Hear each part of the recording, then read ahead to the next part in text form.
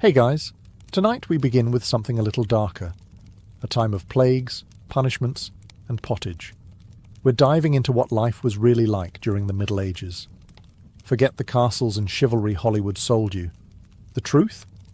You probably wouldn't last a single day. So before you get comfortable, take a moment to like the video and subscribe, but only if you genuinely enjoy what I do here. And let me know in the comments where you're tuning in from and what time it is for you. It's always fascinating to see who's joining us from around the world. Now, dim the lights, maybe turn on a fan for that soft background hum, and let's ease into tonight's journey together. Congratulations, you've just woken up in the year 1325. The good news? You're alive. The bad news? So are the fleas. Your bed is a half-rotted straw mattress stuffed with bugs and hay that smells like a barn floor, because it was a barn floor 3 months ago. There's no memory foam, no pillows, and definitely no Egyptian cotton sheets. Just a wool blanket that hasn't been washed since last winter, and now weighs roughly as much as a small cow from the accumulated grime. You blink awake as the church bell clangs in the distance. It's the medieval version of an alarm clock, only louder and somehow even less merciful. Your home is a wooden hut with one room, no windows, and a charming open-concept floor plan where your family, livestock and domestic insects all share the same space. The smell? Oh, it's a fragrant symphony. A subtle blend of stale beer, human sweat, goat, and something you pray isn't mould, but know in your soul probably is. Scented candles haven't been invented, and even if they were, they'd just melt on your dirt floor. You try to stretch, but immediately regret it, because the air is freezing and your joints ache. You're 22 years old, which in medieval terms is roughly middle-aged. Your spine creaks like an old wooden door, and your knees sound like a bag of rocks being shaken by a confused peasant. Getting out of bed is a gamble. The floor is either wet from last night's rain, which leaks through the thatched roof, or crusty from something your neighbour's chicken did. Either way, your bare feet are now part of the ecosystem. Oh, and privacy. What's that? Your entire family, and maybe a random cousin who just never left, are waking up beside you. There's no bedroom, no curtains, no me time. Just communal everything. Welcome to morning in medieval Europe, where you're never truly alone, because parasites, rodents, and 8 other people are always with you. And this is just how your day starts. It only gets worse from here. So, you've managed to crawl out of your medieval haystack of horrors. Congrats. Now nature calls. And it's not calling politely. It's screaming. Here's the part where you start missing the modern bathroom. There's no toilet, no seat, no toilet paper, no flush, not even a mildly resentful plunger in the corner. In the 14th century, relieving yourself is an adventure, a social experiment, and often a small public event. If you're a peasant, your bathroom is likely a wooden bucket behind the house, which is already full because Uncle Wolfstan had a rough night after eating bad turnips. The smell is biblical. You hold your breath, do your business, and then, here's the kicker, toss it into the street. Yes, the street. You're supposed to shout something like "Gardez-loo" before dumping it out the window. That's Old French for "watch out below," although frankly no one ever moves fast enough. Streets in medieval towns are open sewers, a charming river of human waste, animal droppings and mystery liquids you'd rather not examine. If you're lucky enough to live in a town with public latrines, congratulations. You get to sit shoulder to shoulder with strangers in an outhouse where privacy is a myth and ventilation is a cruel joke. You might make small talk, but try not to breathe too deeply. Toilet paper? Never heard of it. Most people wipe with straw, leaves, rags, moss, or, if they're feeling especially indulgent, a scrap of wool. Sometimes, nothing at all. Which might explain why handshakes weren't popular yet. And if you're in a castle, surely it's better, right? Well, sort of. You might have a garderobe, a hole in the wall that drops your waist directly into the moat. Great idea. Except that your enemies know this, and yes, attackers sometimes climbed in through the waist chute, Talk about entering through the back door. So whether you're a farmer or a baron, medieval toileting is a humiliation ritual. It's cold, it's public, it's dangerous, and it's never not disgusting. One slip on a wet stone path, and you're face first in humanity's leftovers, and you still haven't brushed your teeth. But we'll get to that next. You survived the toilet. You deserve a reward, right? Maybe a nice breakfast? Something warm, delicious, comforting? Sorry, this is medieval Europe. Nothing is comforting here. Breakfast, if you can call it that, is a grim affair. There are no eggs Benedict, no coffee machines sputtering awake, and certainly no avocado toast. You sit down, or squat near the fire, to a wooden bowl of something that looks like it was scraped off a muddy boot. Welcome to your daily ration of pottage. Pottage is a thick, gloopy stew made of whatever you can find. Grains, root vegetables, maybe a few beans if you're lucky. It's been simmering in the same pot for days, sometimes weeks, and new ingredients are just dumped on top of the old ones. It's less of a recipe and more of an ongoing edible experiment. On the side, a hunk of bread so hard it could deflect arrows. It's made from coarse rye or barley flour, often bulked up with sawdust, ground up acorns or other creative ingredients, because wheat is a rich man's fantasy. This loaf is not your friend. You don't slice it, you negotiate with it. What about drinks? You're not sipping orange juice or an oat milk latte. You're drinking beer. Yes, beer. At 6 a.m. Why? Because the water is teeming with parasites and filth. So you start your day with weak ale, low alcohol, high survivability. Kids drink it too. No one's happy about it, but at least it won't kill you. Immediately. Want some meat or cheese? Dream on. That's for Sundays and saints' feast days, and only if your lord is feeling generous. Most peasants don't eat meat more than a few times a year. As for fresh fruit, only when it's in season and not already fermented into wine. And don't even think about spices unless you're royalty. A pinch of pepper costs more than your monthly wages. Salt is valuable enough to be locked away. So you chew your gritty bread, gulp your medieval beer, and try not to think about the rat that may have nibbled your porridge in the night. Breakfast doesn't energize you. It just happens to you. And now that you're properly underfed, it's time to work like your life depends on it. Because it absolutely does. So, you've eaten your sad medieval breakfast, and now it's time to get dressed. Not that it'll help. Your wardrobe consists of exactly one outfit. One. It's a rough wool tunic or linen shift that you've worn every day for months, possibly years. There's no such thing as seasonal fashion. There's just wear this until it disintegrates or gives you a fungal infection. Underwear? Optional.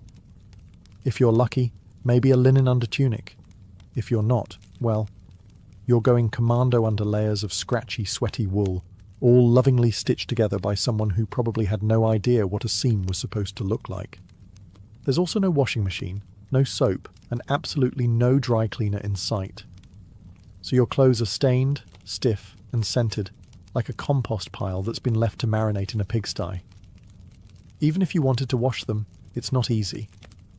You'd have to haul water from a river or, well, heat it over a fire, scrub your tunic on a board with ashes or lye, and hang it in the sun, which is out approximately 3 days a year. And don't get me started on shoes. If you own any, they're made of untreated leather, barely stitched together, and offer as much arch support as a banana peel. Most peasants just go barefoot, through mud, through dung, through medieval landmines, aka sharp rocks and disease puddles. All this means one thing. Your skin hates you. You itch constantly. Fleas, lice, and bedbugs live rent-free on your body. Everyone has them. Nobles, lousy, monks, itchy, children, walking insect farms. No one escapes. You'll be scratching your armpit with a wooden spoon while chatting with the local priest, and no one will even bat an eye. Your skin is raw from rubbing, your scalp a battlefield of bites, and if you develop a rash, well, too bad. There's no dermatologist, no hydrocortisone, no one to tell you it's probably scabies. You just keep on suffering. And if you're lucky enough to not get an infection, great. That rash will simply accompany you for the next 6 months like an unwanted medieval sidekick.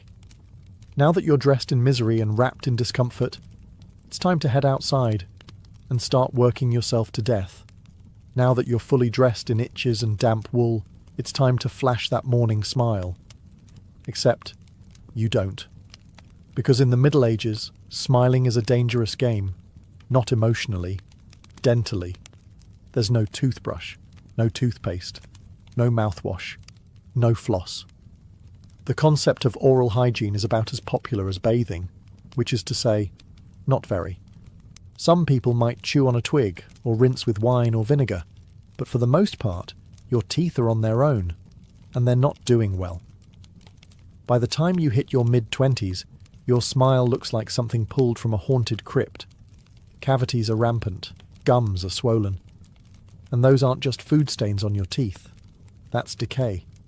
You have more rot in your mouth than a medieval root cellar. Sugar, while not yet everywhere, is becoming more common among the rich. Imported at great cost, mostly used in small cakes or to show off wealth. If you're a noble, congratulations. You get to rot your teeth faster than the peasants. If you're poor, you'll do it slowly over time with fermented bread, gritty porridge, and years of hard chewing. Toothaches? Get used to them. They're like medieval weather, always there in the background. The kind of pain that makes you consider praying, drinking, or pulling the tooth out yourself with a pair of pliers. And that's not a joke.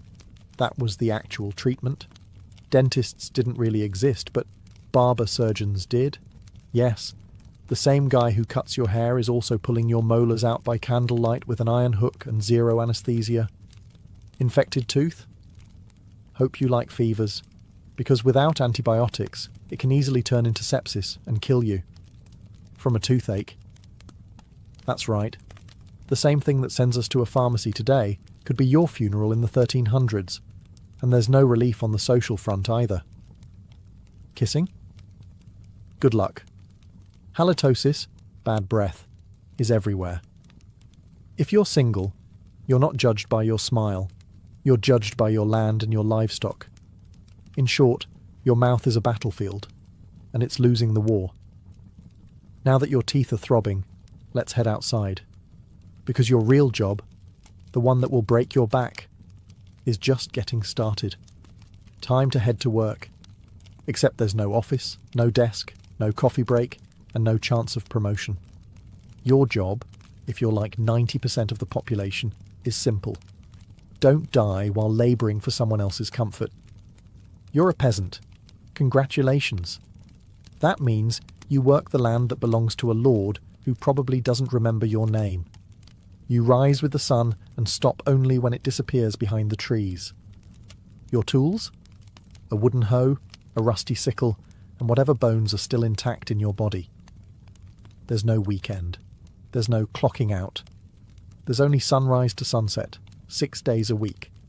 Sunday is off, but only if you're not harvesting, fighting off raiders, or praying feverishly for your infected toe to stop turning black. The work is brutal. Fields are ploughed by hand or with oxen, if you're rich enough to afford one. You dig ditches, sow seeds, pull weeds, and carry water until your spine begins to resemble the letter S. No one cares if you're tired. No one's asking how your mental health is doing. If you're a woman, surprise. You don't just do field work. You also care for children, clean, cook, spin wool, feed animals, and pretend your husband's lice infestation isn't slowly migrating to your side of the bed. Children? They start helping out around age 5. No school, no toys, just a tiny wooden rake and a dream of one day not dying of the flu. And if you're one of the few who isn't a farmer, maybe you're a blacksmith, a tanner, or a cooper. Great. You still work with fire, chemicals, or animal guts all day in poorly ventilated sheds. The pay? Basically survival. The perks? Occasional bleeding. Break a bone? Too bad. Get a fever, drink some warm beer and keep going. You can't afford to stop. Not even for a day. Because if you don't work, you don't eat. And if you don't eat, well, medieval Europe has a solution for that. It's called being replaced. So you grip your shovel, ignore the blisters, and keep digging. Because in the Middle Ages, your job isn't a career, it's a slow-motion endurance test. Now that your back is on fire from labouring in the fields, let's talk about the weather. Because in the Middle Ages, temperature is less about seasons and more about ongoing punishment from the sky. Let's start with winter. There's no insulation, no central heating, and no weatherproofing. Just wooden walls with gaps you could throw a chicken through. Your windows? Covered with cloth, not glass. The fire in the hearth?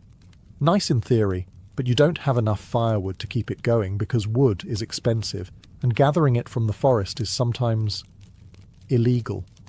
Yes, you can be executed for picking up the wrong stick from the wrong forest. You bundle up in your one damp wool tunic, huddle near the dying embers, and still wake up with your nose frozen. Your feet? Permanently cold, often damp. Your fingers? So stiff they feel like tiny medieval popsicles. Frostbite isn't diagnosed, it's just called bad luck. Now fast forward to summer. Sounds better, right? Wrong. In summer, your home turns into a clay oven. There's no fan, no cross breeze, and absolutely no deodorant. You sweat through your layers, but you can't remove them, because showing too much skin is scandalous. And also invites sunburn, insect bites, and social judgment. The flies are out in full force, attracted to your unwashed body, and the smell of last week's goat stew that's still fermenting in the corner. Mosquitoes buzz by your ear while you sleep, assuming you can sleep through the sound of your neighbours yelling and babies crying. In the fields, the sun bakes you. No sunblock, no hat, unless you've fashioned one out of straw like a desperate scarecrow. And the worst part, you still have to work. Heatstroke is just called taking a bad turn, so you're either shivering in your own hovel, wondering if your toes will make it to spring, or you're sweating through your only pair of socks while your thighs chafe into oblivion. And the one thing that never changes, no matter the season, your clothes still itch, your food is still terrible, and your next job, still waiting. Welcome to climate control, medieval style. There is none. Feeling thirsty? Need to freshen up? Want to splash a little water on your face to wake up from this damp fever dream of a life? Too bad. In medieval times, water isn't your friend. It's trying to murder you quietly. Let's start with drinking. The nearby stream looks fresh, bubbling and clear, like something out of a fantasy movie. But spoiler alert, it's not. Upstream, someone just dumped a chamber pot into it. And if not that, then a dead pig is probably decomposing in it.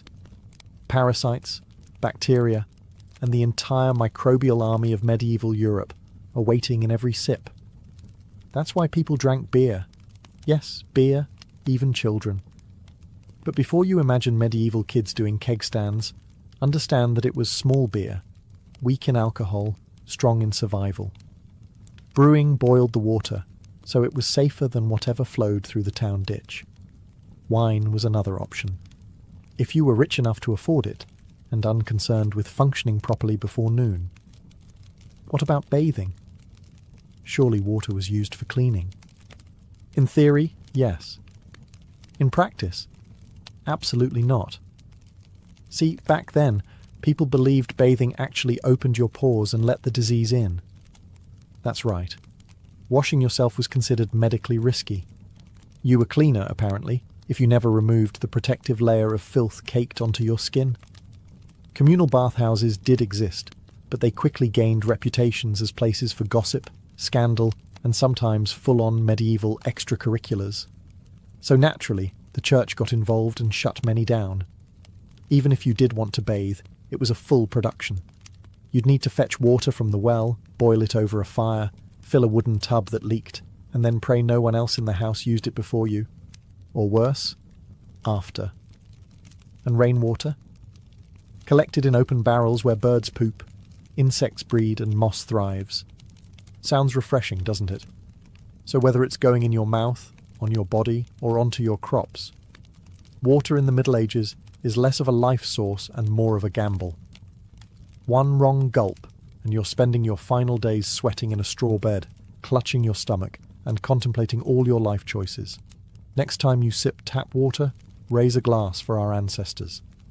They didn't have the luxury of hydration without hazard, so you drank the water, or maybe you didn't. Maybe you just stubbed your toe on a rock shaped like disappointment. Either way, you're sick. You need help. You need a doctor. Too bad you live in the Middle Ages where medicine is really just polite torture with a theology degree. Let's start with the diagnosis. Everything wrong with you, whether it's a cough, rash, broken bone, or the creeping plague, is caused by your humours being out of balance. The 4 humours were blood, phlegm, yellow bile, and black bile. According to medieval science, your health depends on keeping them balanced, like some sort of internal soup. Got a fever? Too much blood. The answer? Bloodletting. That's right. Let's drain your life force into a bowl using a dull blade or a hungry leech. And yes, barbers were often the ones doing it. Imagine getting a haircut and a hemoglobin extraction in one sitting. 2 for 1, baby. Feeling sad or anxious? That's clearly an excess of black bile. The cure? Laxatives. Maybe a warm herbal purge. Or just prayers and a cold compress while everyone avoids eye contact with you and starts carving your coffin. Now, if you break a bone or get a nasty wound, you're in real trouble. There's no anesthesia, unless you count passing out from pain. Surgery is done with knives that haven't been cleaned since the Crusades. Tools are heated over fire not for sterilization, but because they just look scarier that way. Antibiotics? Centuries away. Germ theory? Not invented yet. They think disease comes from bad air or God being annoyed with your moral failings. Got a stomachache? Must have been your sinful thoughts. Hope you like confessing while vomiting. If your condition gets worse, you'll be treated with more leeches, possibly some crushed beetles, and a priest at your bedside giving last rites just in case. At this point, they're preparing for the cure known as death. And if, by some miracle, you recover, everyone just assumes God took pity on you. The doctor takes full credit, and the leech gets promoted. So yes, in the Middle Ages, medicine is less about healing and more about surviving the cure. After a long day of labour, lice, and leeches, it's finally time to eat. You shuffle back to your hovel, stomach growling, ready for the one joy left in life, a warm meal. Bad news. Your meal is probably trying to kill you. Let's begin with the basics. Food preservation doesn't really exist. There's no fridge, no freezer, just salt, smoke, or the hope that winter air keeps things fresh. Your meat, if you're lucky enough to have any, has been hanging for days, covered in flies, marinated in questionable brine, and possibly shared with a rat or two. Bread is the cornerstone of the medieval diet, but even that isn't safe. In bad harvest years, desperate peasants bulk it up with bark, sawdust, or even clay to make it stretch. And if it's rye season, there's a bonus. Ergot, a fungus that causes convulsions, hallucinations, and sometimes death. It's like eating bread laced with LSD and tetanus. Vegetables? Only if they're in season. And you know what's always in season? Turnips. So, many. Turnips. Boiled, mashed, or floating in pottage, which, if you remember from Chapter 3, is basically a hot swamp of mystery ingredients that's been simmering since your great-grandfather's funeral. Fruit might be available in the fall, but it rots quickly, and sugar is rare, expensive, and hoarded by the rich to show off their blackened teeth. Dairy is another gamble. Fresh milk spoils in hours.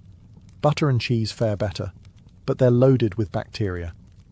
People eat them anyway because, frankly, it's either that or chew your boot leather. And let's talk about seasoning. Spices like pepper, cinnamon or nutmeg? Worth more than gold. For the average peasant, flavour comes from onions, salt, if you're lucky, and pain. Most meals taste like wet burlap sprinkled with sadness. But food isn't just a health hazard. It's a political one. Game animals belong to the Lord, not you. Caught poaching a rabbit? You could be fined, imprisoned, or even executed. That's right, your dinner could get you hanged. So as you sit down to eat your grey stew by flickering firelight, remember, every bite is a risk, but you eat anyway. Because in the Middle Ages, food doesn't nourish, it tests you. It's evening now. You've worked, suffered, and barely digested your suspicious stew. You might think the day is winding down, but don't get too relaxed. Because God is watching. So is the priest. And so is your neighbour Agnes, who will absolutely rat you out if you miss Mass. In medieval Europe, religion isn't just part of life. It is life. The church controls your calendar, your laws, your education, if you can read, your birth, marriage, death, and everything in between. Think of it as your spiritual landlord. And you're always behind on rent. Every day is structured around prayer bells.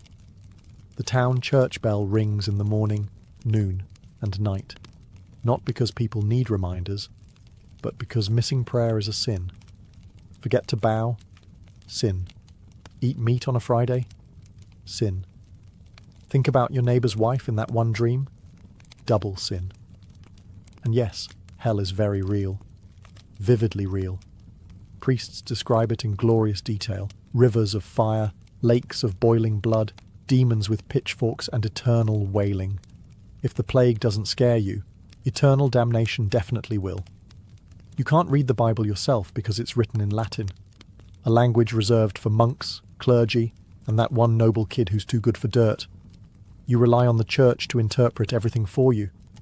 That means if the priest says your crop failure is because you didn't pray hard enough, well, time to kneel harder. Tithes, 1/10 of everything you own, are mandatory. If you grow wheat, you give wheat. If you raise chickens, you give eggs. If you have nothing, congratulations. You're spiritually bankrupt and financially doomed. Holidays? They're holy days, dozens of them. And while they offer breaks from labour, they're not for fun. They're for attending Mass, fasting, confessing sins, and reminding yourself that joy is a dangerous indulgence. Questioning the church is dangerous.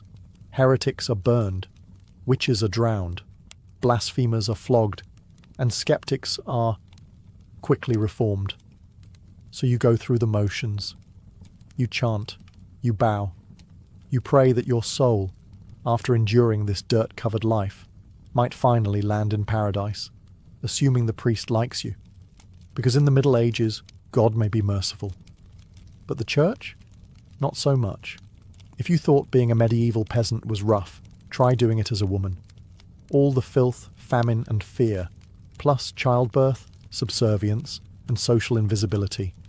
In the Middle Ages, being a woman is like being on hard mode, with no health potions and no restart button. From birth, a girl's life path is pretty much locked in. Marry young, bear children, serve your husband, die tired. Education? Not likely. Unless you're from a noble family and sent to a convent, your intellectual development stops around the time you learn how to churn butter and patch a tunic. Marriage happens early.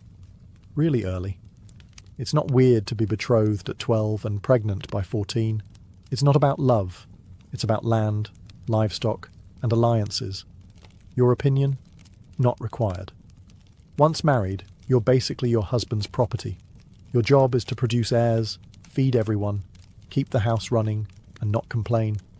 Because complaining might get you branded a nag, or worse, a witch. That label comes with a complimentary drowning or burning, depending on local fashion. Childbirth is a death lottery. There's no prenatal care, no sterile tools, no anaesthesia. Midwives do their best, but even minor complications can mean death for the mother, the child, or both. Some women survive 10 pregnancies. Many don't survive 2, but don't worry. Once the baby is out, your work increases. Now you have a screaming infant in a lice-ridden hut, and you're expected to nurse, cook, clean, and still help in the fields. You don't get a break. You are the break, for everyone else. If you're unmarried, you're suspicious. If you're widowed, vulnerable. If you're outspoken, dangerous. Women who didn't conform were often accused of witchcraft, especially if they had herbal knowledge, a strong personality, or just looked at someone funny on a rainy Tuesday. Even in the church, your role is limited. Nuns lived under strict rules. No speaking without permission. No freedom of movement. And your spiritual worth? always ranked below men. In short, if you're a woman in the Middle Ages, you're expected to endure, obey, reproduce and suffer in silence, ideally while smiling. Because even in a time of universal suffering, women were somehow expected to suffer gracefully. So far, you've battled filth, starvation, social injustice, and possibly a goat. But just when you think your day can't get any worse, here comes violence, loud, bloody, and often completely acceptable by medieval standards. Let's be clear, the Middle Ages were not peaceful. The idea of law and order mostly meant hope the local lord isn't in a bad mood. Violence is everywhere. In the home, in the streets, on the battlefield, in church disputes, and sometimes in line at the communal bread oven. Crime is common, punishment is brutal, and justice is more performance art than protection. Steal a loaf of bread, you could lose a hand. Accused of lying, your tongue might get pierced. Gossip too much? Meet the scold's bridle, a metal mask strapped to your head with a bar in your mouth. For correction, of course. Let's say you're accused of something serious. Heresy, theft, witchcraft. How do you prove your innocence? By being tortured, obviously. Welcome to trial by ordeal. One version. You stick your hand in boiling water to retrieve a stone. If it heals without infection in 3 days, you're innocent. If not, you're guilty. Another option. You're tossed into a river. If you sink, you're innocent, and probably dead. If you float, you're guilty, and will be punished anyway. It's like a medieval game show where the prize is survival and the host is actively rooting against you. And if you're sentenced to death, that's a public event. Executions are performed in front of cheering crowds. Hangings, beheadings, burnings. Sometimes people bring snacks. It's the medieval equivalent of cable TV. Domestic violence, completely normal. Husbands were allowed, even expected, to discipline their wives and children. Street fights, commonplace. You could be beaten just for looking the wrong way at a noble's horse. And war, always simmering. Local feuds, territorial disputes, religious crusades. Someone's always marching off to stab someone else in the name of honour, God, or boredom. Violence isn't a breakdown of society in the Middle Ages. It is society. Everyone lives with the constant knowledge that life is fragile, justice is arbitrary, and your neighbour might bash your head in over a pig. So, walk carefully, keep your eyes down, and never trust anyone with a club. At this point, you've made it through the lice, the leeches, the laundryless misery, and the looming threat of public disembowelment. But now comes the final chapter of most medieval lives, an early and unglamorous death. If you're alive and still breathing past the age of 40, you're practically a celebrity. You might even be referred to as the Old One, which is less of a nickname and more of a statistical miracle. Let's break it down. The average life expectancy hovers around 30-40 years, but that number is dragged down heavily by infant mortality. Nearly half of all children died before reaching age 5. Disease, malnutrition, or one bad winter was all it took. No vaccines, no antibiotics, no hope. If you survived childhood, you entered adulthood already exhausted. Work began as soon as you could walk upright, and by 25, your joints creaked like a monastery door. You might be missing several teeth, a finger, and most of your original optimism. Women faced a particularly deadly gauntlet: childbirth. It was one of the leading causes of death for medieval women. No pain relief, no medical intervention, just prayer, hot water, and someone holding your hand while you bled out on a straw-stuffed cot. For men, the dangers were different, but equally relentless. Farming accidents, infections from minor wounds, a neighbour's drunken rage, a crusade gone sideways. Even walking to the market could be risky if you crossed paths with a bored bandit or an angry tax collector. Death could also come quietly, from the plague, which turned cities into cemeteries overnight, or from famine, which could last entire seasons, thinning out entire villages, or from bad luck, like eating spoiled grain and spending your final hours hallucinating and screaming at the walls. And funerals? You were lucky if you got one. Bodies were often buried quickly to avoid disease. No embalming, no polished coffins, just a hole, a few murmured prayers, and a shallow mound of earth, if there was enough space left in the churchyard. So yes, in medieval times, life was brutal, short, and constantly under siege by death in all its casual forms. You didn't retire, you just stopped showing up. And speaking of exits, let's move on to your final chapter. The medieval dream dies. So, how's your day been? You've woken up in filth, relieved yourself into a bucket, brushed your teeth with wishful thinking, nearly passed out from hunger, worked until your spine cried for mercy, scratched your way through itchy wool, prayed to not get plague, and barely dodged a public execution for owning a squirrel. Welcome to a single day in medieval Europe. Still dreaming of becoming a knight? Think again. That romanticized version of the Middle Ages, gallant swordsmen, noble ladies in towers, heroic battles and feasts in candle-lit great halls. It's a myth polished by fairy tales and fantasy books. In truth, the medieval world was gritty, cruel, and deeply unfair. Hierarchy was everything. If you were born poor, you stayed poor. If you were born rich, congratulations. You had a better chance of surviving, but you were still one bad soup away from dysentery and a hasty burial. Even the nobles weren't immune to misery. Castles were drafty stone refrigerators filled with fleas, smoke, and politically motivated marriages. Sure, you had a fur cloak and a goblet of wine, but also a 50% chance of dying in a skirmish or from an infected splinter. Not exactly luxury. The simpler times weren't simple. They were relentless. Everything took longer. Everything hurt more. Everything, from childbirth to chewing, came with consequences. Life was survival, not leisure. And if you did find a quiet moment to think, to dream, to imagine something better, there wasn't much you could do with it. No upward mobility, no modern medicine, no internet to Google, what's this weird rash? You lived, suffered, worked, and died within a 10-mile radius of where you were born. But here's the wildest part.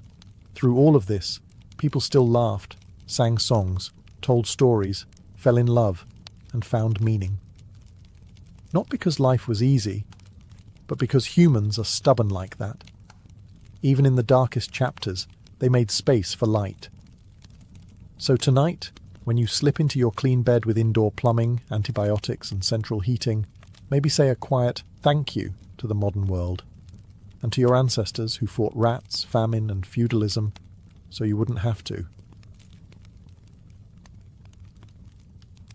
Long before she was Catherine the Great, Empress of all Russia, mistress of reform, and icon of ambition, she was simply Sophie.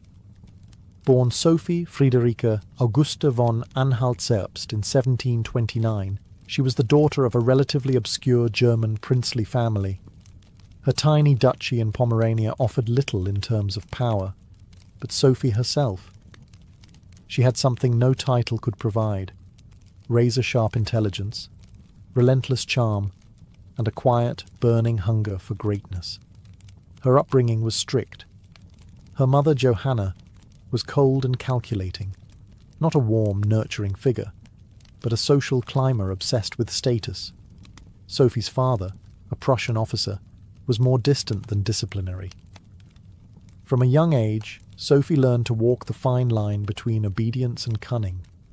She read voraciously, spoke multiple languages, and learned how to observe a room before speaking in it, skills that would soon become survival tools in one of Europe's most brutal courts. When the Russian Empress Elizabeth Petrovna began searching for a wife for her heir, Grand Duke Peter, she looked beyond Russia's borders. Peter himself was of German descent, and Empress Elizabeth believed a foreign bride, pliable and grateful, would be easier to control. Sophie fit the bill perfectly. Noble blood, Lutheran faith, which she'd be forced to abandon, and a reputation for both grace and humility. At just 14 years old, Sophie was summoned to Russia. She arrived in the freezing capital of St. Petersburg in 1744, wearing thin German fabrics, and a diplomatic smile. Her mother pushed her forward like a chess piece. Sophie, however, had her own game in mind. To become acceptable in Russian society, she converted to Orthodoxy, taking the name Ekaterina Alexeyevna, Catherine. The ceremony was public, symbolic, and life-altering. She wasn't just changing religions. She was burning the bridge behind her, stepping into a foreign empire with no way back. No one watching that quiet teenage girl in a fur-trimmed coat could have predicted what would come next. Betrayal, revolution, enlightenment, and empire. But from the moment Sophie stepped foot in the Russian court, she stopped being a pawn and began planning how to become a queen. Catherine's marriage to Grand Duke Peter was meant to secure her place in Russian royalty, but from the very beginning, it felt more like a cage than a crown. Peter, heir to the Russian throne, was not the dashing prince of fairy tales. Awkward, immature, and obsessed with toy soldiers, he was far more interested in playing war games in his chambers than governing an empire, or showing affection to his new wife. Some accounts even suggest he refused to consummate the marriage for years. He idolized Frederick the Great of Prussia and resented the Russian court that had adopted him. In contrast, Catherine embraced Russia with a fierce determination. She learned the language, studied its history, and memorized Orthodox rituals. She wanted to belong. Peter wanted to escape. This mismatch wasn't just emotional, it was political. The Russian court was a viper's nest of gossip, paranoia, and brutal power games. Empress Elizabeth still ruled with absolute authority, but her health was in decline.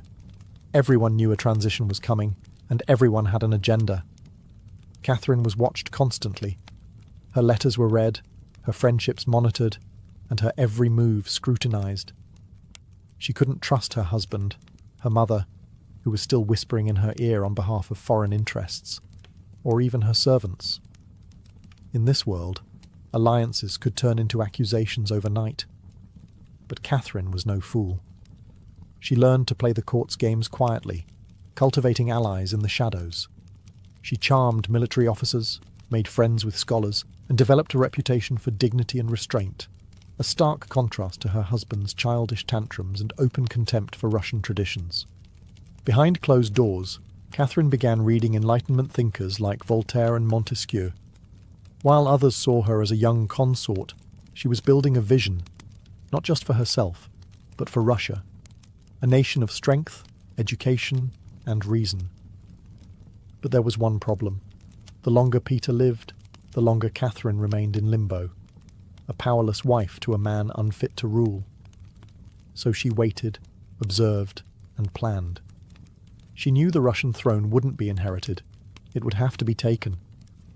In 1762, after nearly 2 decades of waiting, watching, and quietly manoeuvring, Catherine saw her moment and seized it with breathtaking precision. Empress Elizabeth had died, and Peter, now Peter III, was finally Tsar. But his reign began unravelling almost immediately. In just a few short months, Peter alienated the church, offended the nobility, insulted the army, and lavished praise on Prussia, Russia's longtime enemy. He reversed key policies, humiliated the clergy, and talked openly about divorcing Catherine to marry his mistress. The court, already wary of his erratic behaviour, turned cold. The army, filled with generals loyal to Catherine, grumbled in corridors. Even ordinary Russians, devout and patriotic, saw Peter as a foreign puppet who mocked their traditions. Catherine, watching all of this unfold, made her move. In July of that same year, while Peter was away at his summer palace, Catherine launched a bloodless coup d'etat.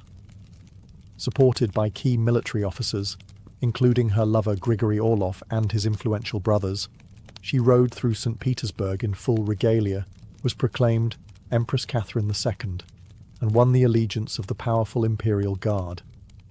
Peter, caught off guard and without allies, surrendered within days.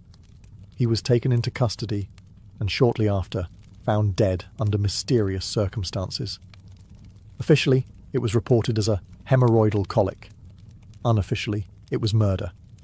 Catherine was now empress, not by birth, not by marriage, but by will, wit, and audacity.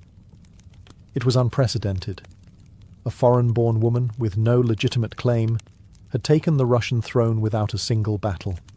But her real challenge was just beginning. She had to transform that bold grab for power into a lasting legacy. Would Russia accept her? Would the nobility respect her? Could she hold the empire together without falling victim to the same fate as her husband? Catherine understood that power gained through intrigue could be lost just as easily. She needed to rule not as a schemer, but as a visionary. And so began her transformation, from a careful conspirator to a reforming empress, one who would redraw borders, embrace the Enlightenment, and redefine what it meant to be a woman in power. Once Catherine had the crown, she could have rested on her power, but she didn't. She had something bigger in mind than simply sitting on a throne.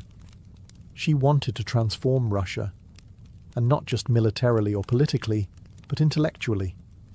While Peter had worshipped Frederick the Great and toy soldiers, Catherine idolized Voltaire, Diderot, and the bold thinkers of the Enlightenment. She believed in reason, progress, education, and the role of a monarch as a servant of the people, even if she herself ruled with absolute authority. Catherine didn't just read Enlightenment philosophy, she lived it. She corresponded directly with Voltaire for over 15 years, flattering him while defending her autocracy. She invited Diderot to her court and even purchased his entire library to support him financially.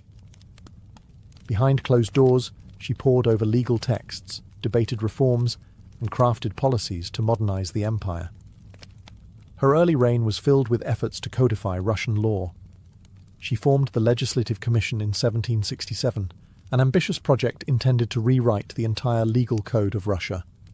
Catherine's own nakaz, or instruction, was a political manifesto in disguise, one that spoke of equality before the law, the dangers of torture, and the responsibility of rulers to serve the common good. For an empress in 18th century Russia, it was radical. But Enlightenment ideals had to survive the realities of Russia, a vast, feudal, deeply conservative land, ruled by nobles who liked their serfs exactly where they were, beneath them. Catherine knew this. While she advocated reform, she moved carefully. She abolished some forms of torture, expanded access to secular education, and built schools and libraries. But she also reaffirmed the nobility's control over their serfs to keep them loyal. This was Catherine's balancing act, a philosopher queen in public, a practical empress in private. She walked a tightrope between ideology and survival, between the shining salons of Paris and the gritty politics of Moscow. Her vision for Russia was bold, but always calculated. In many ways, Catherine wasn't trying to make Russia European. She was trying to make Russia modern, on her terms. And that meant reform, yes, but with an iron hand in a velvet glove. Catherine wasn't content with reforming Russia from within. She wanted to expand it outward, to make it an empire worthy of fear, admiration, and envy. Where Peter the Great had opened a window to the west, Catherine aimed to knock down the walls. Under her leadership, Russia's borders stretched wider than ever before. She waged wars not just to defend her crown, but to reshape the map of Europe. One of her most significant campaigns was against the Ottoman Empire. These wars, fought in waves throughout the 1760s and 1770s, weren't just about territory. They were about influence. Catherine saw herself as the liberator of Orthodox Christians living under Muslim rule and as the rightful protector of Eastern Europe. Under generals like Alexander Suvorov and Grigory Potemkin, Russia captured key regions including Crimea, the northern coast of the Black Sea, and access to warm water ports, something Russian Tsars had coveted for generations. These victories weren't just military, they were symbolic. With each conquest, Catherine sent a message. Russia was no longer the distant, backward cousin of Europe. It was a continental force. She also turned her gaze westward. In a series of deals and diplomatic maneuvers, Catherine participated in the partitions of Poland, carving up the struggling Polish-Lithuanian Commonwealth along with Austria and Prussia. By the end of the Third Partition in 1795, Poland was erased from the map, and Russia claimed vast new lands and millions of new subjects. But Catherine didn't just conquer with armies. She also colonized with ideas. New cities were built. Trade routes were expanded. German settlers were invited to cultivate Russian farmland. The empire became a mosaic, from the icy Baltic to the sun-drenched shores of the Black Sea.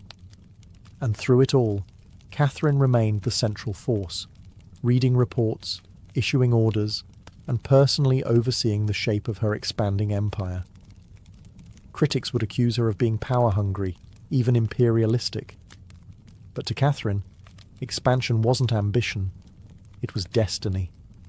A great ruler, she believed, was measured not just by ideas but by borders. She didn't just want to rule Russia. She wanted to remake it as a civilized empire, feared by its enemies, respected by its peers, and loyal to her alone. For all her brilliance and power, Catherine the Great was just as famous for what went on behind palace doors. And no, not all of it was whispered in libraries. Catherine's private life became one of the most talked-about aspects of her reign. She had lovers, not just one or two, but a carefully curated parade of them, many decades younger, often handsome, and sometimes politically influential. She didn't hide them. In fact, she often rewarded them with titles, estates, and pensions, if they behaved well. If not, they were quietly dismissed, sometimes with a polite thank you and a promotion. Among the most important of these lovers was Grigory Potemkin, a man as brilliant as he was bold. Their relationship blurred the lines between romance, politics, and partnership. Some historians believe they may have even married in secret. Together, they shaped military campaigns, colonization projects, and the transformation of southern Russia. Potemkin wasn't just a lover, he was her co-ruler in many ways. Still, Europe couldn't look past the scandal. Gossip swirled. Satirical pamphlets painted her as lustful, insatiable, even unhinged. And after her death, the rumours only got worse, the most infamous being the completely false and grotesque tale involving a horse, spread by her enemies to smear her legacy. But why the obsession? Simple.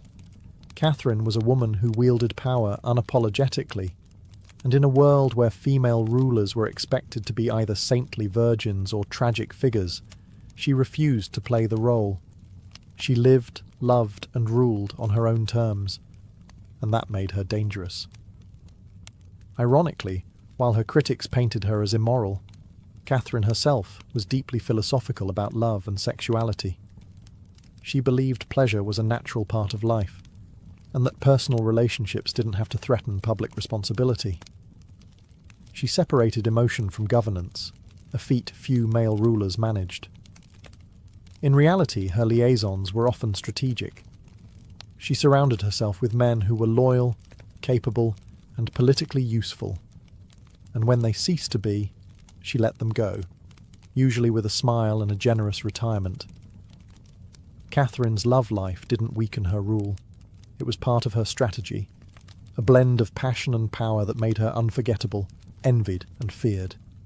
For all her charisma and control, Catherine's reign was not without peril. And in 1773, that peril came in the form of a bearded Cossack named Yemelyan Pugachev. He was no ordinary rebel. Pugachev claimed to be none other than Peter III, Catherine's dead husband.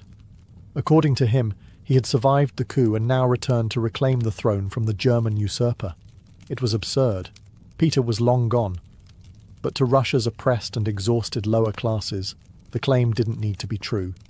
It just needed to offer hope. Pugachev promised liberation, an end to serfdom, lower taxes, and land for the common people. His words lit a fire across the Volga River region, especially among Cossacks, peasants, and old believers.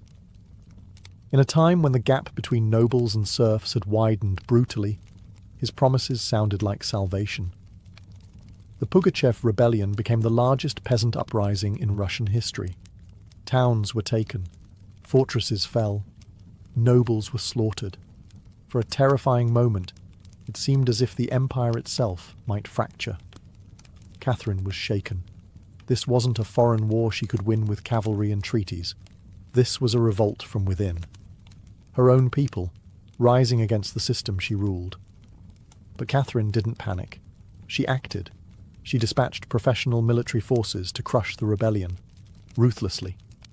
Pugachev's forces were defeated in 1774. He was captured, displayed in an iron cage, and eventually beheaded in Moscow, a public warning to all who dared follow. Afterward, Catherine doubled down on order and control. Her dreams of liberating the serfs quietly faded into silence. The rebellion had shown her the limits of enlightenment in a country still shackled by feudalism. She now leaned harder on the nobility, who offered loyalty in exchange for absolute control over their serfs. This was a turning point. The empress who once quoted Voltaire now prioritized stability over philosophy. Reform became cautious, surveillance increased. Rebellion, even whispered, was to be stomped out before it had breath. Pugachev may have lost his head, but he left behind a warning that haunted Catherine, that power built on inequality could only hold so long before the storm came crashing through. By the time Catherine the Great approached the final years of her life, she had ruled Russia for over 3 decades, longer than any female ruler in Russian history. From the moment she seized power, she had defied expectations, reshaped her empire, and redefined what a woman and a monarch could be.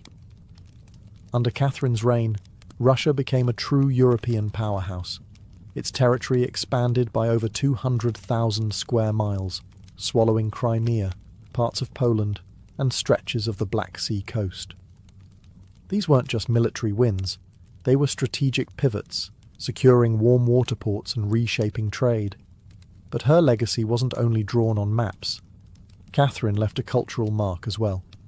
She helped found the Hermitage Museum, amassed one of the greatest art collections in Europe, and corresponded with the greatest minds of the Enlightenment. Her court became a centre of sophistication, art, and intellectual ambition.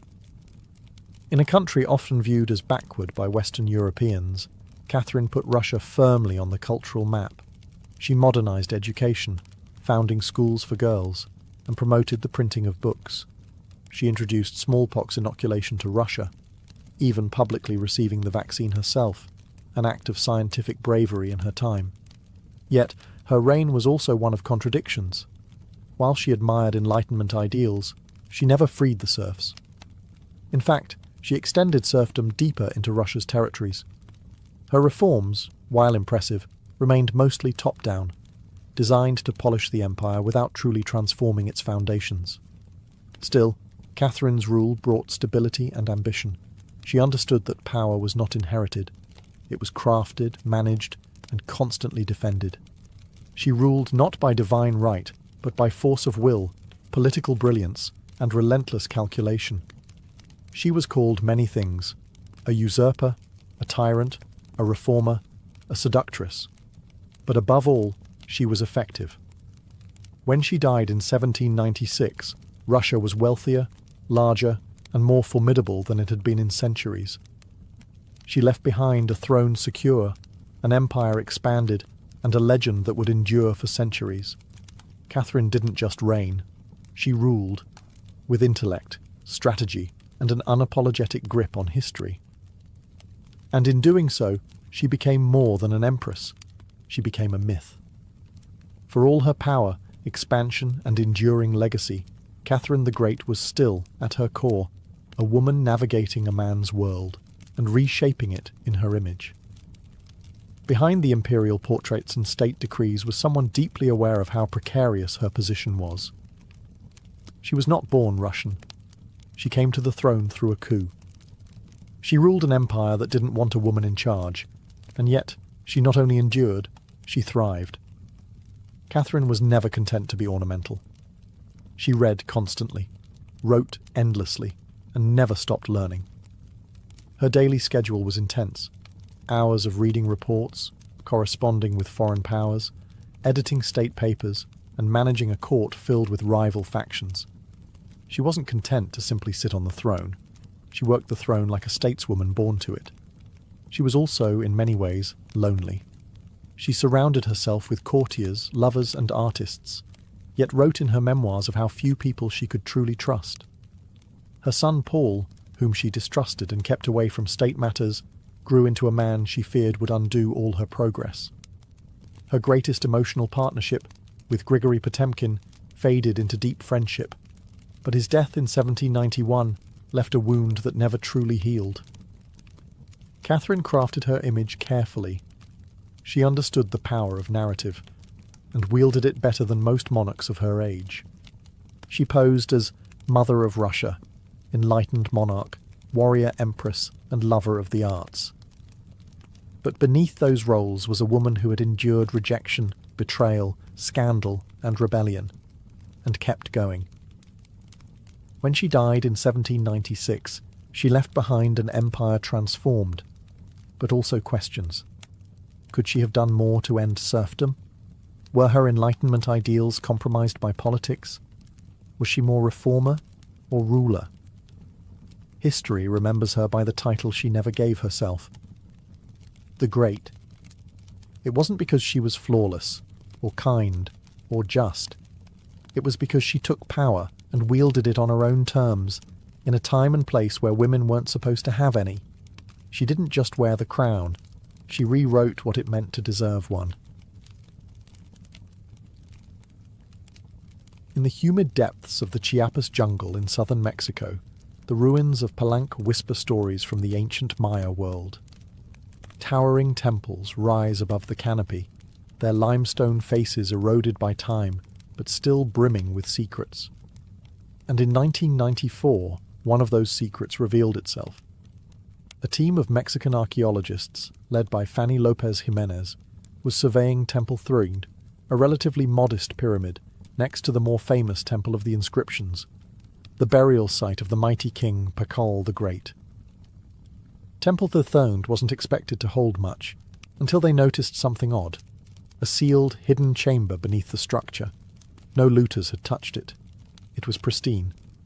When the archaeologists broke through and lowered themselves inside, they found a stone sarcophagus resting in silence.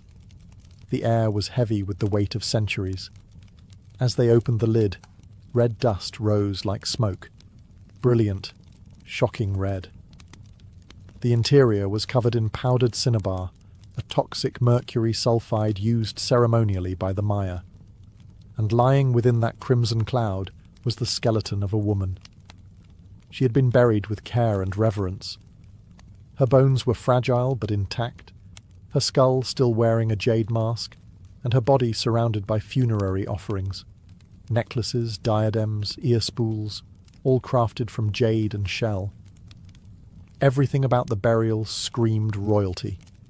Yet no name was inscribed, no glyphs identified her. It was one of the richest female burials ever found in Mesoamerica. And yet, it was a total enigma. Why was she buried in red powder? Who was she? Was she a queen, a priestess, or perhaps even Pakal's wife? The researchers called her the Red Queen, and the name stuck.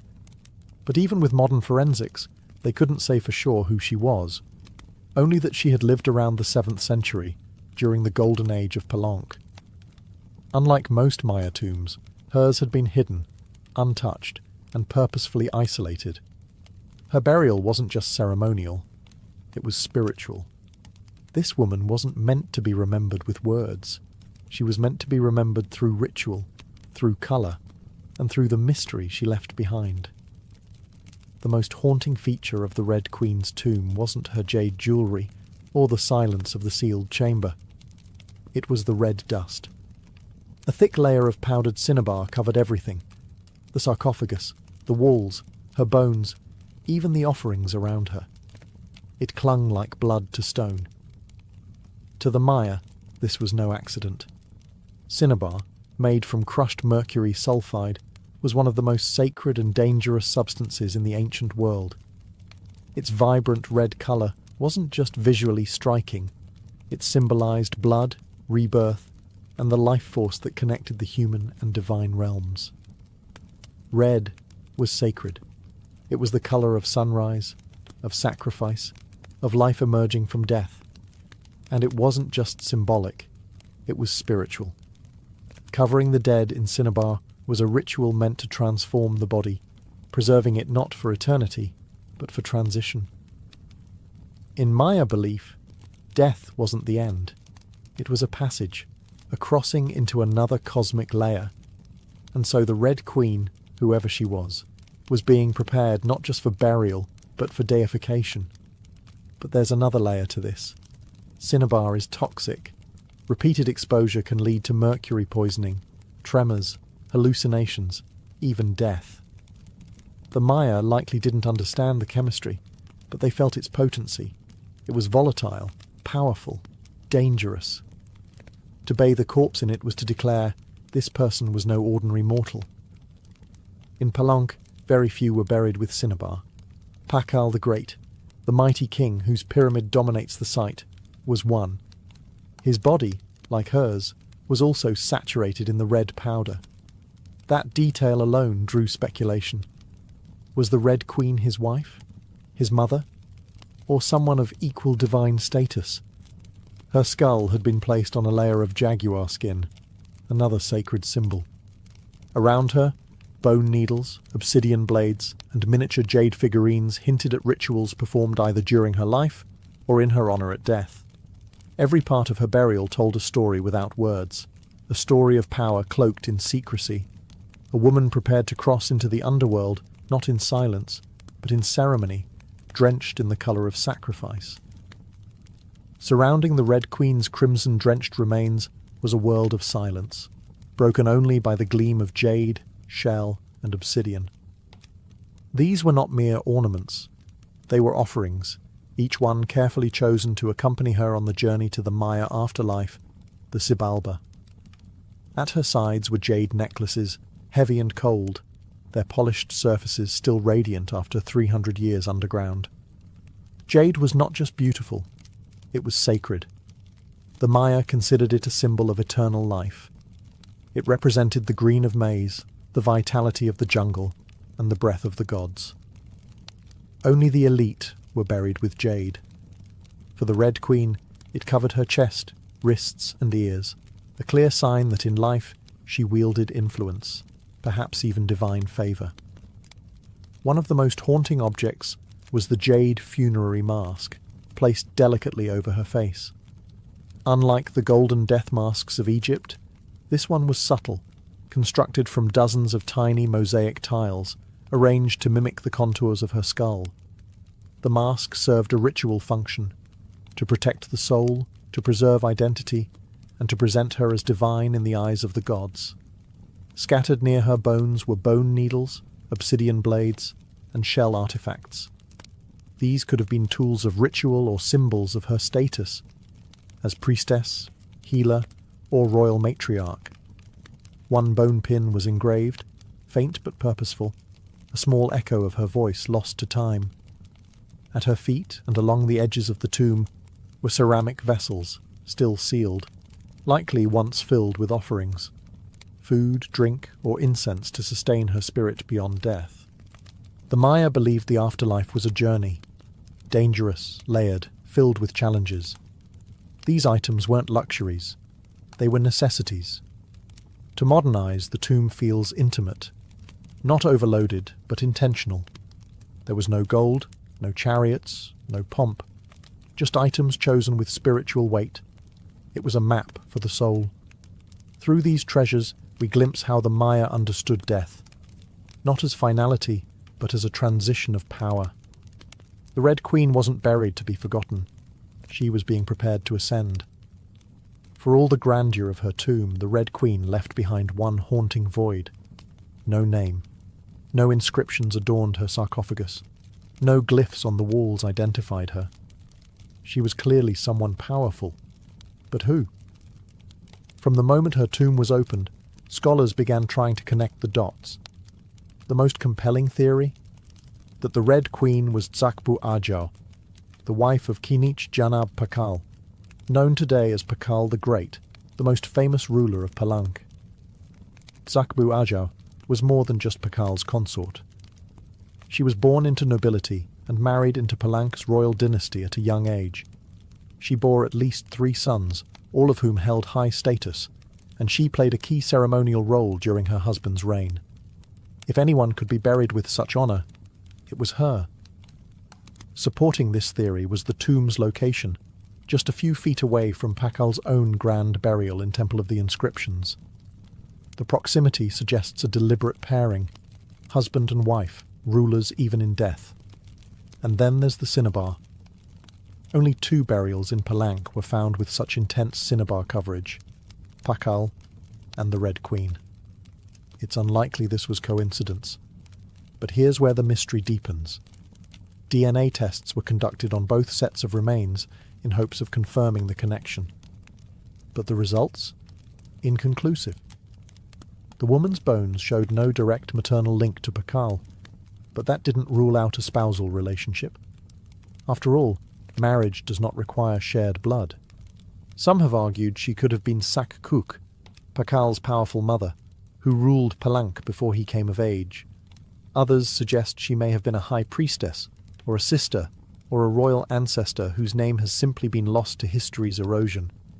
Still, the evidence points most strongly to Tsakbu Ajau, a queen by title, a mother of kings, and a spiritual counterpart to Pakal. The lack of a name may not be an oversight. It may have been intentional. In Maya cosmology, the soul lived on not through monuments, but through ritual, symbol, and the whispers of the earth. And so the Red Queen remained suspended between legend and truth, a woman who ruled, remembered not in stone, but in scarlet and silence. To understand the Red Queen, we must understand the world she came from, a world where Maya women, especially royal ones, held more influence than many realize. In Maya civilization, politics was often a family affair. Royal women weren't merely passive consorts. They were diplomats, priestesses, and power brokers. They conducted rituals, sponsored temples, and played crucial roles in maintaining dynastic legitimacy. Their bloodlines were political capital, used to forge alliances and secure claims to the throne. Take Sakkuk, for example, the mother of Pakal the Great. When the throne of Palank was left vacant, she took power herself and ruled as queen regent until her son came of age. She wasn't a placeholder. She was a ruler in her own right, issuing decrees and overseeing construction projects. Without her, Pakal may never have risen at all. And she wasn't an anomaly. Across the Maya world, in places like Yaxchilan, Naranjo, and Calakmul, inscriptions show women performing major ceremonies, engaging in warfare diplomacy, and sometimes ruling outright. They were often portrayed in stelae and murals, dressed in elaborate headdresses and regalia, standing beside kings as equals, or sometimes above them. Their words were carved in glyphs. Their names were remembered, until they weren't. By the time Spanish conquistadors arrived centuries later, much of that memory had eroded.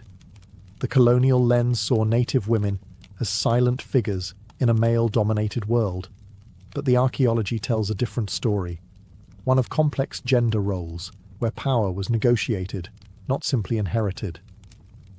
This context casts the Red Queen in a new light. She may not have ruled in name, but her burial, rich, sacred, and positioned beside Pakal, suggests she was a central pillar in the royal order. Her jade mask wasn't just decoration. It was a symbol of identity, of power held in life and protected in death. Her bloodline may have been the very glue that held Palanka's dynasty together. In Maya civilization, a queen wasn't just a queen. She was a keeper of sacred lineage, a voice in ceremony, and often the bridge between gods and men. The Red Queen may be nameless, but in her world, she was never voiceless. The Red Queen wasn't just buried with treasures. She was buried in architecture rich with purpose, layered with Maya cosmology, ritual symbolism, and intentional design. Her tomb wasn't merely a grave, it was a gateway to eternity. Her body was discovered inside Temple Third, one of the smaller pyramids within the heart of Palank, Yet its proximity to Temple of the Inscriptions, the resting place of Pakal the Great, is telling. These temples weren't built randomly. Their positioning was sacred, guided by astrology, myth, and dynastic legacy. Temple the Tharthid rises modestly compared to its grand neighbour, but it hides something even more intimate. A sealed crypt, untouched by looters, perfectly preserved. It was constructed deep within the temple's core, accessible only by a steep, narrow staircase. The descent into her tomb feels almost symbolic, a ritual journey downward, into the underworld.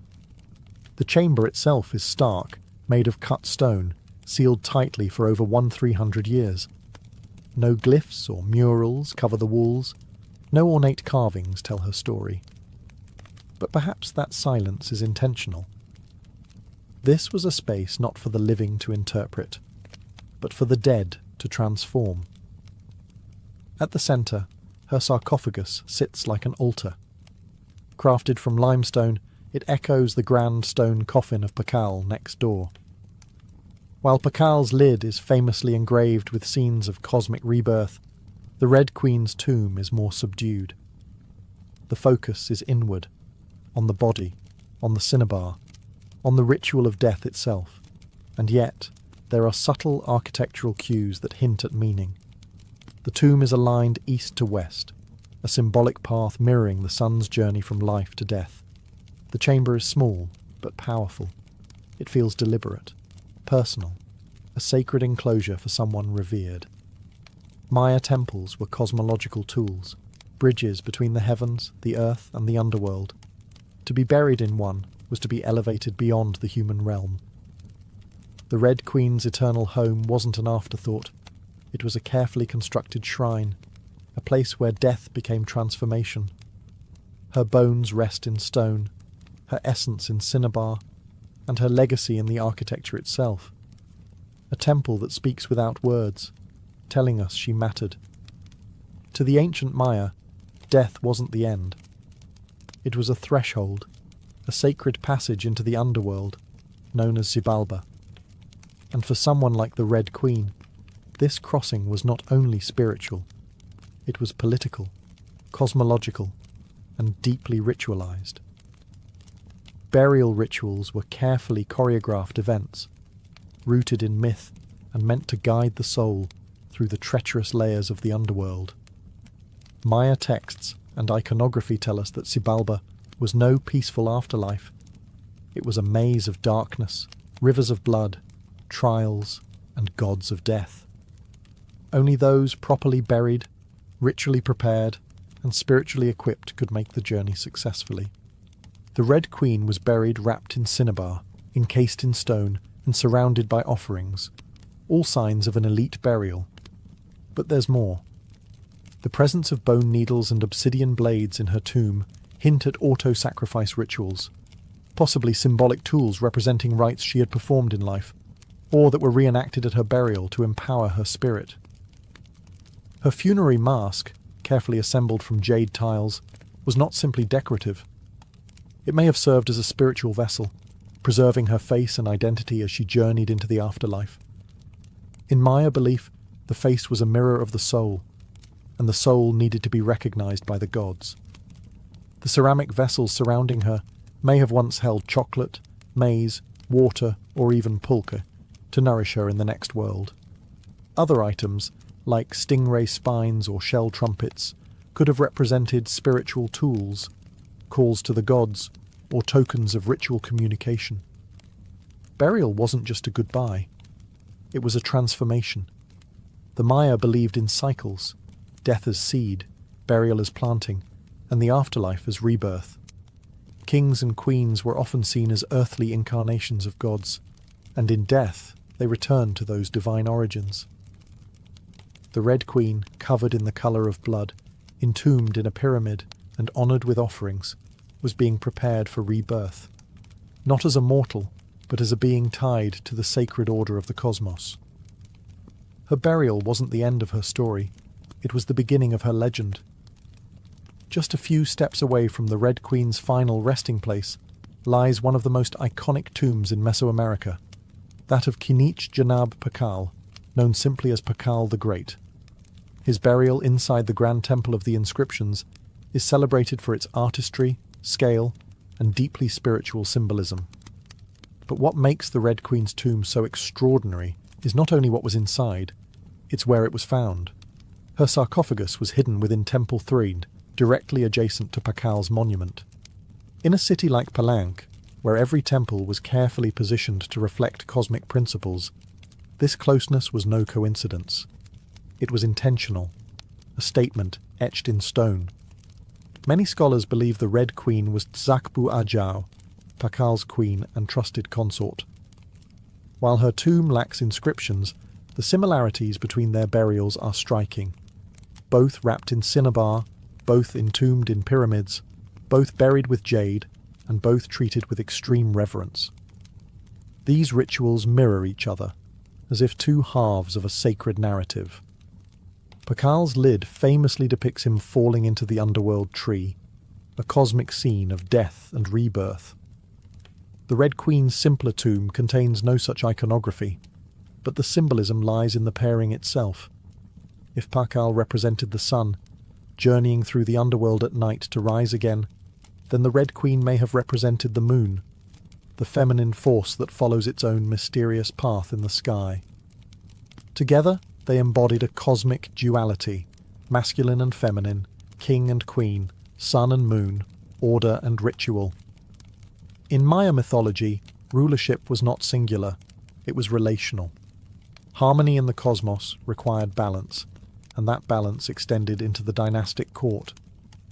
By placing the Red Queen beside Pakal, the Maya were preserving not just a marriage, but a cosmic partnership. Their proximity in death may have mirrored their roles in life, a queen not behind, but beside her king, sharing not just a throne, but a legacy. In their tombs, they speak without words. Two souls, wrapped in cinnabar and stone, joined across eternity, one of history's most sacred silences. Though her name was lost to time, the Red Queen of Palanque endures, not as a forgotten relic, but as one of the most enigmatic and powerful women of the ancient world. Her tomb, sealed for over 1,300 years, now whispers across centuries, inviting questions that echo louder with every discovery. She represents a mystery that still resists full understanding. We may never know exactly who she was. No glyph carved her name. No stela told her story. And yet, the care in her burial, the richness of her offerings, the symbolism of her crimson-drenched bones, all speak of a woman profoundly important. Not merely as a wife or consort, but as someone who held real influence, spiritual weight, and royal blood. Today, the Red Queen forces us to re-evaluate assumptions. She's a reminder that in the ancient Maya world, women were not silent. They led rituals, governed cities, and shaped dynasties. While kings like Pakal have long taken the spotlight, the Red Queen's re-emergence reminds us that power did not belong to men alone. It flowed through mothers, queens, priestesses, and visionaries. Her legacy is more than the treasures she left behind. It's the conversation she started among archaeologists, historians, artists, and storytellers. Every jade bead, every layer of cinnabar, every architectural choice in Temple Thathid tells us something deliberate. This woman mattered, and perhaps that's the most extraordinary part of her story. Not what we know, but what we still don't. The Red Queen teaches us that history isn't just a collection of facts. It's a living puzzle, a shared human longing to connect with the past.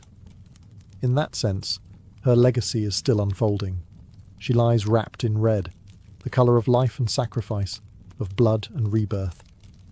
Her face, once hidden behind a jade mask, now stares back at us through science, art, and wonder. She remains nameless, but not voiceless. Mysterious, but not forgotten. The Red Queen may have ruled a kingdom in life, but in death, she rules something greater, our imagination. Her tomb was sealed in stone. Her story was written in silence. And still, somehow, she speaks. Frida Kahlo was born on July 6, 1907, in the vibrant district of Coyoacán, then a village on the outskirts of Mexico City. Her childhood home, the Casa Azul, the Blue House, was filled with colour, contradiction, and quiet strength. It would later become a sanctuary, a battleground, and a museum to one of the most iconic artists of the 20th century. Frida was the third of 4 daughters born to Guillermo Kahlo, a German-Hungarian photographer, and Matilde Calderón, a devout Catholic of indigenous and Spanish descent. Her parents were opposites: Guillermo, reserved and intellectual; Matilde, religious and emotionally distant. Frida would inherit her father's introspection and artistic eye, but also her mother's fierce resilience.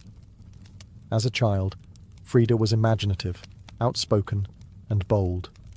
She read voraciously and asked questions most adults didn't want to answer. But at the age of 6, she contracted polio, which left her right leg thinner and weaker than the other. A physical difference she tried to mask with long skirts, but never allowed to limit her spirit. The illness left her bedridden for months and isolated from other children. During this time, she grew close to her father, who encouraged her to exercise, ride bicycles, and stay mentally sharp. Unlike most girls of her time, Frida didn't aspire to become a wife or a homemaker. Her goal? To become a doctor. She enrolled in the prestigious National Preparatory School in Mexico City at age 15, one of only a handful of girls accepted. There, she stood out not just for her intelligence, but for her rebellious wit, radical thinking, and unique sense of style. She joined a group of young intellectuals known as the Cachuchas, who debated philosophy, literature, and politics. Frida was drawn to revolution, to ideas that challenged tradition.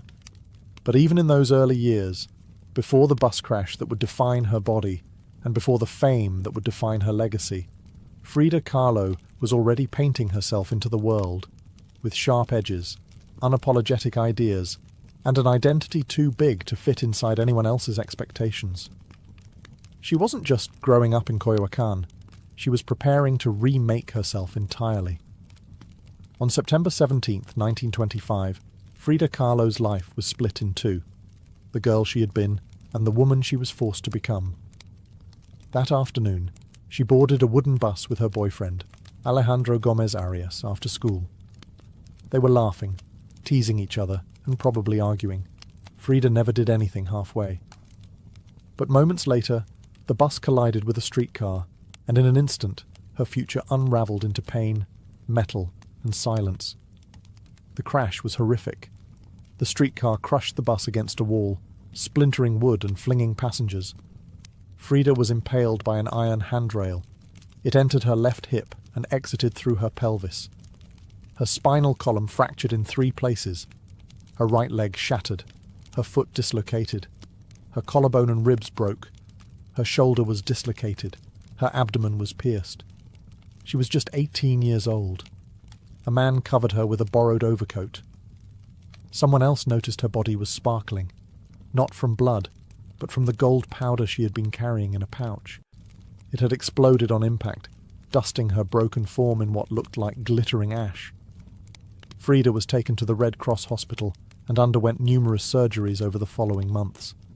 She spent weeks in a body cast, flat on her back, immobile, writhing with infection and uncertainty. The future she'd imagined, of becoming a doctor, slipped further away with every passing day. But in that stillness, something began to stir. Her father gave her brushes. Her mother rigged a special easel to hang above her bed.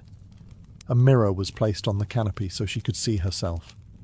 And there, lying in plaster and agony, Frida began to paint, first out of boredom, then out of obsession. Her first subjects were her own reflection, because she was all she had. But what emerged wasn't vanity. It was survival. The crash had broken her physically, but it had also opened a door into her own mind, her own body, and eventually into the surreal language of pain and identity that would define her art. The girl who wanted to heal others now began healing herself, one brushstroke at a time. As Frida Kahlo lay encased in plaster and steel, a body fighting itself with every breath, she began to paint. What started as a form of therapy soon became a language, and that language was deeply personal, brutally honest, and often hard to look at. Which was precisely the point. Frida didn't paint pretty flowers or polite landscapes. She painted pain. Her pain. Physical, emotional, and existential. Her first subjects were self-portraits, not because she was vain, but because, as she famously said, "I paint myself because I am so often alone, and because I am the subject I know best." Her early works were small in scale, painted on tin or wood panels, inspired by Mexican retablos, devotional paintings meant to tell stories of suffering and miracles. Frida turned this tradition inward. Her body became the canvas. Her emotions became the altar. She painted herself as split, as pierced, as bleeding. In one painting she is impaled by nails, like a modern-day martyr. In another, she floats in a barren landscape, tethered to a broken column, a metaphor for her shattered spine. She painted herself weeping, fractured, decapitated, and bare, but never passive, always watching. Her pain was not sanitized. She painted the ugliness of trauma with beauty, defiance, and even humor. Each piece was a reclamation of her body, her experience, and her identity as a woman in a world that often tried to define her. But Frida wasn't just telling her story. She was inventing a new kind of visual narrative, one that blended Mexican folk art, surrealism, medical illustration, and symbolism. Her paintings became dreamlike autopsies of her soul, framed in color, culture, and myth. By the time she recovered enough to walk again, albeit painfully, Frida was no longer the girl who had wanted to be a doctor. She was an artist, and her art was unlike anything anyone had seen. She had taken the worst thing that had ever happened to her and turned it into a source of creation. Frida Kahlo didn't just paint her pain. She made the world look at it, and in doing so, she turned suffering into a sacred act of self-expression. In 1928, still recovering, still painting, and just 21 years old, Frida Kahlo met the man who would become the most profound and turbulent relationship of her life, Diego Rivera. He was 20 years her senior, already Mexico's most famous painter. Massive in both stature and presence, Rivera was a giant of Mexican muralism, known for his sweeping, politically charged frescoes that told the story of the Mexican people. Frida had seen his work before. She admired it. But now she wanted his opinion of her work. She brought her paintings to him at the Ministry of Education, interrupting his scaffolded work to ask bluntly, "Do I have talent?" Diego took one look and said yes, and not just out of kindness. He recognized in her something rare, an unfiltered voice, raw and unpretentious, full of rage, irony, pain, and beauty. They began a relationship that was as consuming as it was creative. Frida once said, "I suffered 2 accidents in my life. One in which a streetcar knocked me down. The other was Diego." They married in 1929, an odd pairing to outsiders. Diego, massive, unfaithful, politically famous. Frida, sharp-tongued, fiercely independent, already walking with a cane. Her parents called it a marriage between an elephant and a dove. Their bond was passionate, but chaotic.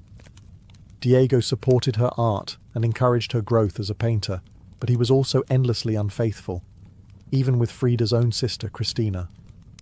Frida was devastated, and in return, she took lovers of her own, both men and women, including rumoured affairs with Leon Trotsky and painter Georgia O'Keeffe. They divorced in 1939, then remarried a year later with different terms. This time, Frida would keep her autonomy, her home, her money, her name. Their second marriage was less about traditional love and more about creative partnership and mutual understanding. Despite the betrayals and the heartbreak, Diego remained a constant force in Frida's life. He challenged her, he wounded her, but he also believed in her, as an artist, as a revolutionary, and as a woman who could redefine what painting could be. Together, they were not peaceful, but they were legendary. In the 1930s, Frida Kahlo followed Diego Rivera on a journey north to San Francisco, Detroit, and New York as he completed high-profile mural commissions. These years abroad brought her face-to-face with American industrialism, wealth, and the contradictions of capitalism, and they left her with deep political discomfort. Frida was a proud Mexican nationalist, a committed communist, and an admirer of indigenous traditions. The opulence she witnessed in the United States, especially while the Great Depression ravaged much of the country, only deepened her sense of disillusionment. In letters home, she mocked the culture's materialism and obsession with appearances. She missed the grit, colour, and contradiction of Mexico. While Diego painted enormous murals on factory walls, Frida began to paint smaller, quieter revolutions, deeply personal works on tin and canvas. Her style solidified, sharp, surreal, emotional, and intimate. It was during this time that she produced some of her most iconic self-portraits. Frida didn't just paint herself for vanity. She painted herself to survive. Her identity became her landscape. With her body constantly in pain, from her accident, multiple surgeries, and a failed pregnancy in Detroit, she turned inward. Her portraits showed her bleeding, fragmented, exposed. Yet her face was always calm, always direct, unapologetic. One of her most powerful works, Henry Ford Hospital, shows her lying on a hospital bed, crying, surrounded by floating symbols of loss. A fetus, a snail, medical equipment, a cracked pelvis. It was raw, graphic, and deeply emotional, a canvas that bled with truth. Back in Mexico, Frida immersed herself in leftist politics. She and Diego welcomed Leon Trotsky into their home while he lived in exile. Frida wore Tehuana dresses, traditional indigenous garments, not just as fashion, but as a political and cultural statement. Her art was never disconnected from her beliefs. Her identity, her body, and her ideology all intertwined in her work. While Rivera was painting murals of revolution, Frida painted its human cost, the body in pieces, the mind on fire, and the self always staring back. In exile and in illness, she became not just a painter of pain, but a painter of resistance. When Frida Kahlo returned to Mexico in the late 1930s, she was no longer just Diego Rivera's wife. She had become something else entirely. A force, an artist whose work radiated with raw honesty, surreal symbolism, and cultural identity. Back in her homeland, she stepped fully into herself. Her Casa Azul in Coyoacán became a sanctuary of colour and contradiction. Bright cobalt walls, yellow trim, Aztec statues in the garden, monkeys and parrots wandering freely. The house was a living extension of Frida's imagination. It was a blend of tradition and rebellion, elegance and earth. Here, she surrounded herself with pre-Columbian artifacts, ex-votos, folk art, and revolutionary books. She wore bold Tehuana dresses, wove flowers into her hair, and painted amid the scent of copal incense and the sounds of mariachi on the street outside. This period marked an explosion of creativity. Her paintings became more intricate, more symbolic, and more political. Works like the two Fridas revealed a divided self, one in European dress with a bleeding heart, the other in indigenous clothing, strong and composed. It was Frida's visual autobiography, a portrait of love, loss, and heritage. In 1939, she exhibited her work in Paris, where artists like Picasso, Breton, and Kandinsky praised her fiercely original style. But even among the surrealists, Frida stood apart. When André Breton tried to label her as one of their own, she pushed back. "They thought I was a surrealist," she said. "But I wasn't. I never painted dreams. I painted my own reality." She painted Mexico, not the romantic postcard version, but the living, breathing country she adored. Her work pulsed with symbolism, skeletons, hummingbirds, hearts, thorns, corn, and blood. She honored the indigenous roots of her homeland while unmasking the violence of its past and present. But even as her artistic voice grew stronger, her health continued to decline. Multiple surgeries, infections, and chronic pain became daily realities. Still, she painted through it, propped up in bed, torso bound in corsets, fingers clenched around the brush. Frida had returned to Mexico not to rest, but to reclaim her power, through paint, through politics, and through her fearless embrace of the self. As the 1940s wore on, Frida Kahlo's body continued to betray her. Her spine was deteriorating. Her right leg was constantly infected. She underwent more than 30 surgeries in her lifetime, often in grueling succession. At times, she was bedridden for months, encased in body casts or immobilized by traction devices that stretched her bones apart. But still, she painted. Each canvas during these years became both a release and an act of resistance. Her works grew darker, more defiant. She painted with a clarity sharpened by pain, refusing to hide behind metaphor. In The Broken Column, she presents herself split down the middle, her body pierced with nails, a cracked ionic column replacing her spine. Yet her face is stoic, her gaze unflinching. Pain for Frida was no longer just a subject. It was her companion, her antagonist, her muse. Her political voice also grew louder. She joined the Mexican Communist Party, marched in demonstrations, wrote fiery letters, and called out imperialism and injustice. When her health no longer allowed her to walk, she appeared at protests in a wheelchair, defiantly holding signs and shouting slogans. In 1953, Frida was given her first solo exhibition in Mexico, a long overdue celebration of her art. But her health was so fragile, doctors told her she couldn't attend. So she did what only Frida would do. She arrived by ambulance, carried in on a stretcher, and placed in the center of the gallery on her hospital bed. Dressed in traditional finery, surrounded by her own work, she greeted guests with tequila, laughter, and that fire still burning in her eyes. Her final paintings were both childlike and harrowing. In Marxism Will Give Health to the Sick, she painted herself wearing a steel corset, cradled by the hands of Marx, casting away symbols of oppression. Her last known work was a still life of sliced watermelons, one piece bearing the words, "Viva la vida," long live life.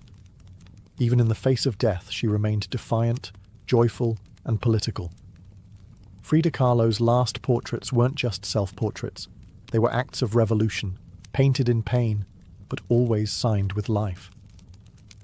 On July 13, 1954, at the age of 47, Frida Kahlo died in the same place she had been born, La Casa Azul in Coyoacán. The official cause was listed as a pulmonary embolism, but those closest to her whispered of something deeper. She had been ill, yes, but also exhausted. By pain, by surgeries, by the long war with her own body. Just days before, she had attended a political protest against the CIA-led coup in Guatemala. Weak and wheelchair-bound, she insisted on going, her clenched fist raised in the air. Revolution remained her final heartbeat. Her last diary entry was brief but piercing. "I hope the exit is joyful, and I hope never to return." Frida's funeral was held at the Palacio de Bellas Artes, Mexico's most prestigious cultural institution. Her body, draped in the red flag of the Mexican Communist Party, was watched over by friends, family, artists, and revolutionaries. Diego Rivera was inconsolable. He called her the greatest love of his life, even as his betrayals had nearly broken her. But in the years that followed her death, something extraordinary happened. Frida Kahlo refused to disappear. At first, her name was whispered only in art circles. Her works weren't easy to categorize, too political for surrealists, too surreal for traditionalists. But slowly, her image, her story, and her defiance began to resonate. Through the 1970s and 1980s, as feminist scholars and activists reclaimed forgotten voices, Frida's became louder. She wasn't just a painter anymore. She was a symbol of pain turned into beauty, of feminism born through resistance, of Mexican identity celebrated without apology, of queerness, disability, revolution, and authenticity. Her face, unibrow, gaze, flowers in her hair, became iconic. Her home became a museum. Her diary became a sacred text. And her paintings now hang in the world's greatest museums. Frida Kahlo had lived much of her life in Diego's shadow. But in death, she stepped forward. She didn't just leave behind paintings. She left behind a mirror and dared us all to look, not with pity, not with fear, but with fire. Today, Frida Kahlo's face is everywhere. Printed on t-shirts, painted on murals, turned into dolls, memes, posters, and icons. Her signature unibrow, her flower-crowned hair, her direct gaze, all instantly recognizable.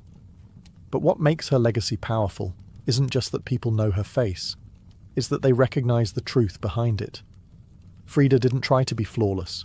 She didn't fit into boxes. She wasn't conventional, and she didn't care to be.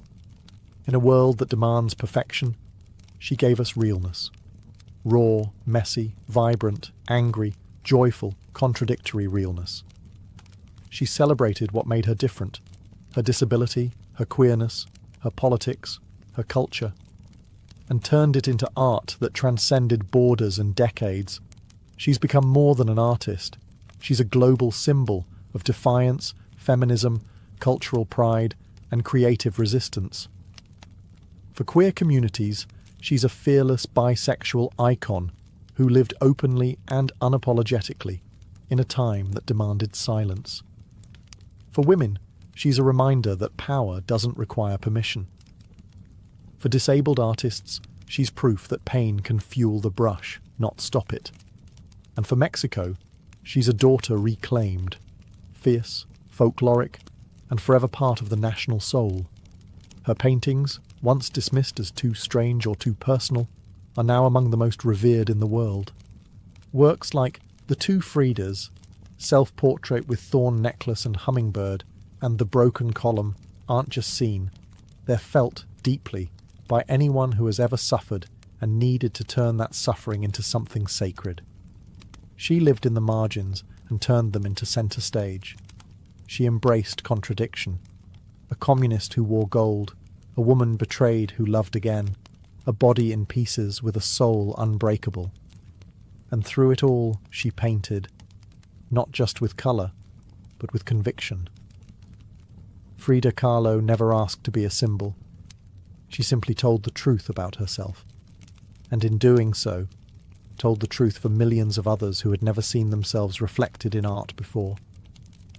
Now, when we see her face, we see courage, we see colour, we see resistance, we see Frida, not gone, but immortal.